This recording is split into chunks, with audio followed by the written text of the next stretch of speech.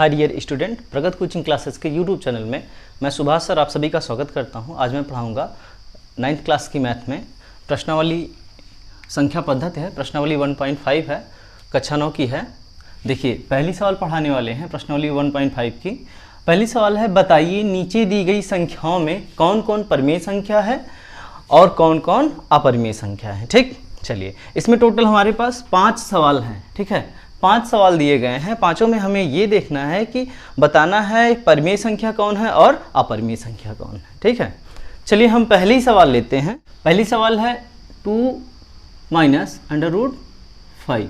ठीक, देखिए जैसा कि हमने आपको पहले भी बताया है कि सवाल में अगर अंडर रूट है या पाई है तो वो संख्या जो है या पूरी की पूरी क्या होगी, अपरिमेय संख्या होगी। हमने आपको पढ़ाया है अपरिमेय कैसे सिद्ध करना है। पहले परिमेय मानते थे, फिर उसे ले जाके विरोधाभास से हम अपरिमेय प्रूव करते थे। ठीक, वही सेम अब यहाँ पे तो लगाना नहीं है, यहाँ पे हमको डायरेक्ट बताना है। तो हमको पता है पहले से भी कि ये परिमेय है कि अपरिमेय। कैसे पता है, देखिए यहाँ पे 2 परिमेय संख्या है लेकिन √5 क्या है, √5 अपरिमेय है। तो सिंपल सी बात है, माइनस के साथ है तो ये पूरा का पूरा जो पद है, संख्या है, ये पूरा क्या होगा, अपरिमेय होगा। क्या होगा, अपरिमेय होगा। ठीक, क्या होगा, अपरिमेय होगा। ठीक, ये संख्या अपरिमेय होगी। अब देखते हैं दूसरी सवाल क्या है। दूसरी सवाल है 3 माइनस √23 है, ब्रैकेट बंद, बाहर है प्लस रूट में 23। ठीक, चलिए ये देखिएगा, अगर हम इसे सॉल्व करते हैं 3 माइनस √23 प्लस √23, तो दोनों को इनको सॉल्व करते हैं। देखिए हो जाएगा 3 माइनस √23 और ये प्लस है, ब्रैकेट हटाइए, ये प्लस है तो यहाँ पे प्लस √23। अब देखिए ये प्लस है, ये माइनस है, दोनों आपस में घट जाएंगे, ये और ये आपस में घट जाएंगे। ठीक है, ये और ये आपस में घट जाएंगे, बचा क्या, 3। और 3 क्या होता है, परिमेय या अपरिमेय। ठीक, जो प्राकृतिक संख्याएं हैं वो क्या होंगी, परिमेय संख्या हैं। तो ये भी क्या है, परिमेय है। ठीक, क्या है, परिमेय है। अब अगली सवाल नंबर 3 देखते हैं। 7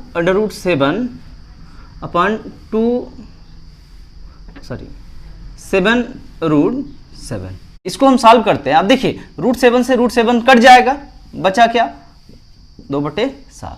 ठीक, अब 2/7 क्या है, ठीक 2/7 जो है यहाँ पे देखिएगा ये परिमेय संख्या है और परिमेय संख्या P/Q के रूप में लिखी जा सकती है, जबकि जो Q है अर्थात जो हर है वो शून्य नहीं होना चाहिए। तो ये क्या है, परिमेय संख्या है, ये क्या है, परिमेय है। अब चौथी सवाल देखते हैं। चौथी सवाल है 1/√2। अब देखिए 1/√2 है। ठीक है, चाहे ऊपर √2 हो चाहे नीचे √2, मतलब कि अंडर रूट में कोई संख्या है, अंडर रूट में कोई संख्या है तो वो क्या होगा, अपरिमेय होगा। ठीक है, तो सीधा सीधा इसको लिखेंगे, ये तो सॉल्व होगा नहीं, सीधा सीधा लिखेंगे अपरिमेय। क्या है, अपरिमेय। ठीक, चलिए 5वीं सवाल देखते हैं। देखिए 5वीं सवाल है 2 पाई। क्या है, 2 पाई। अब देखिए पाई क्या है, अपरिमेय है। जो पाई है वो अपरिमेय है। पाई क्या है, पाई अपरिमेय है, तो ये पूरी की पूरी सवाल क्या हो जाएगी, अपरिमेय। ठीक, ये भी क्या हो जाएगा, अपरिमेय हो जाएगा। क्या हो जाएगा, अपरिमेय हो जाएगा। ठीक है, आया समझ में। अब सारी सवाल फिर से देख लेते हैं, 5 की 5। अब देखिए 2 माइनस √5 था, अब यहाँ पे √5 है। कोई भी संख्या अगर रूट में है उसके साथ प्लस माइनस में चाहे परिमेय संख्या लगी हो, लेकिन वो पूरी की पूरी क्या हो जाएगी, अपरिमेय। फिर यहाँ देखते हैं, इसमें इससे ये घट जाता है। ठीक, तो संख्या क्या बचती है, एक प्रकृत संख्या बचती है जो कि 3 है, वो क्या होगी, परिमेय संख्या होगी। रूट में नहीं है, वो सिंपल है, तो वो परिमेय संख्या होगी। ठीक है, फिर यहाँ देखिएगा 2/2 क्या था, 2√7/7 था। √7 से √7 कट गया, बचा 2/7। अब देखिए किसी भी संख्या को, इसके लिए हम बता रहे हैं, देखिएगा कोई संख्या अगर P/Q के रूप में लिखी जा सकती है, P/Q के रूप में लिखी जा सकती है, और दोनों क्या हो, पूर्णांक हो, दोनों पूर्णांक हो, और साथ में Q डज नॉट इक्वल 0। ठीक, Q जो है वो 0 के बराबर नहीं है, तो ये क्या होगी, ये पूरी की पूरी संख्या क्या होगी, परिमेय होगी। ठीक, परिमेय होगी। अब यहाँ पे नीचे क्या है, 7 है, 0 तो है नहीं, ये पूरी की पूरी संख्या क्या हो जाएगी, परिमेय हो जाएगी। यहाँ देखिए 1/√2 है तो अपरिमेय होगा, क्यों, क्योंकि संख्या के साथ क्या है, अंडर रूट, तो रूट में अगर संख्याएं हैं तो अपरिमेय होंगी। यहाँ पे 2π, अब पाई क्या है, पाई क्या है, अपरिमेय है, तो दो परिमेय है। ठीक, और पाई क्या है, अपरिमेय है, इसलिए हम जो 2 पाए लिखे हैं वो पूरा पूरा क्या होगा, अपरिमेय। ठीक, आई बात समझ में। चलिए आगे देखते हैं, अगली सवाल पे चलते हैं।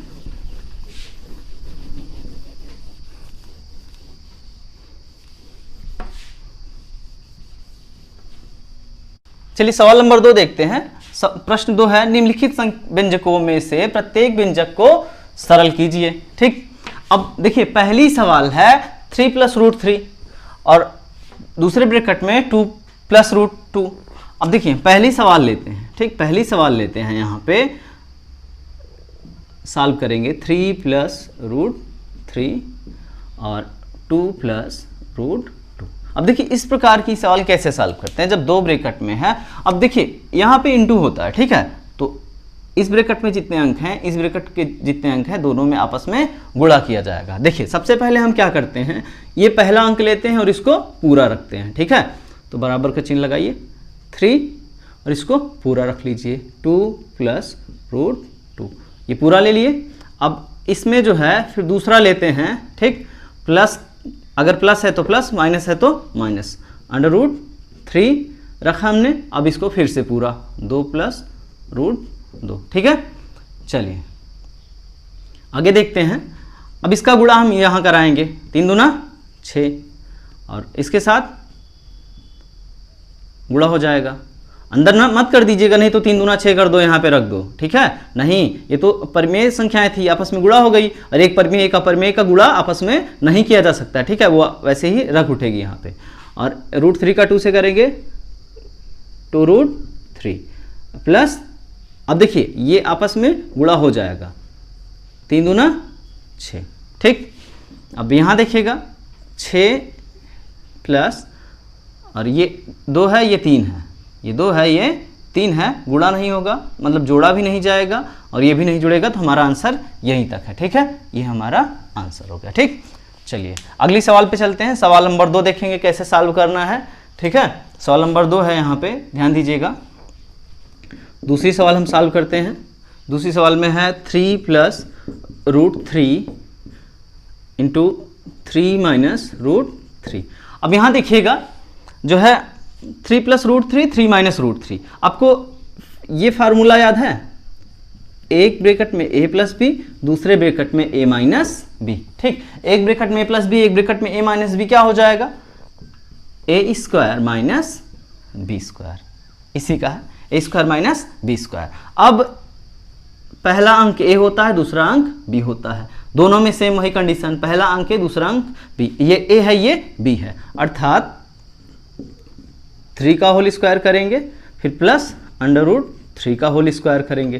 ठीक, फिर क्या आएगा, 3 का स्क्वायर करेंगे, क्या आ जाएगा, 9 हो जाएगा, प्लस इसका स्क्वायर करेंगे 3 हो जाएगा। सॉरी, यहाँ बीच में माइनस होता है ना, a² - b², तो यहाँ प्लस नहीं होगा, यहाँ माइनस होगा। ठीक है, तो ये माइनस हुआ और 9 में से 3 जाएगा, कितना आएगा, 6 आएगा। ठीक, यहाँ तक आया समझ में। चलिए हम अगली सवाल की तरफ चलते हैं। ये देखते हैं, यहाँ पे सवाल नंबर 2 हो गया है, सवाल नंबर 3 है। ठीक है, सवाल नंबर 3 है, तो तीसरी सवाल है, ध्यान दीजिएगा, है प्लस है √5 + √2 का होल स्क्वायर है। अब देखिए होल स्क्वायर, अब फार्मूला आपको बता दें, फार्मूला होगा, यहाँ पे ध्यान दीजिएगा, तो होता है a + b का होल स्क्वायर ना, a + b का होल स्क्वायर होता है a² + b² + 2ab, है ना। तो इसी पे चलते हैं, पहला अंक a है, दूसरा अंक b है, ये a है, ये b है, a² + b² + 2a × b।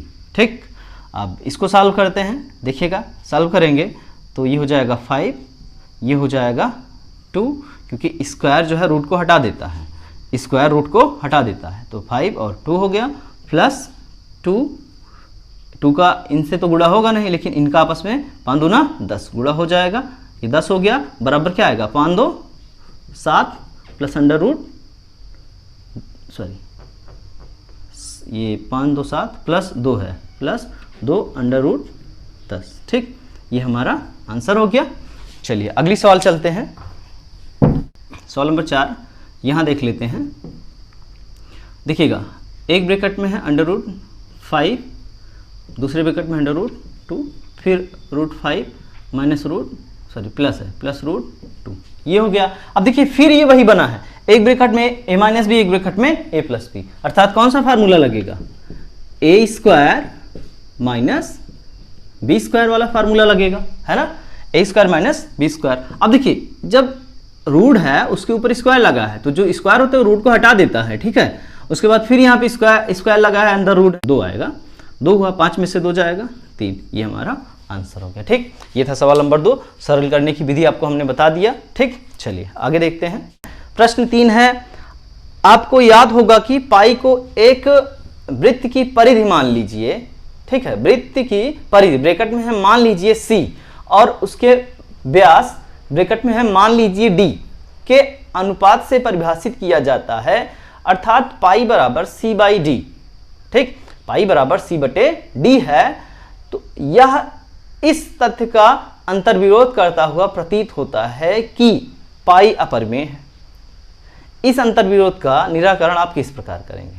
ठीक है, तो इसका जो आंसर है वो होगा कि इसका कोई अंतर्विरोध नहीं है। ठीक है, इसका कोई अंतर्विरोध नहीं है, किसका, कि पाई अपरिमेय है। ठीक है, इसका कोई अंतर्विरोध नहीं है, तो हम लिखेंगे इसका कोई अंतर्विरोध नहीं है, क्योंकि जब भी एक स्केल, देखिएगा, क्योंकि जब भी एक स्केल से या किसी अन्य युक्ति से लंबाई मापते हैं तो हमें केवल एक सन्निकट परिमेय मान प्राप्त होता है, एक सन्निकट परिमेय मान प्राप्त होता है, अतः हम यह अनुभव नहीं कर पाते हैं कि C या D अपरिमेय है। ठीक, यही आपको अपनी कॉपी में लिखना है।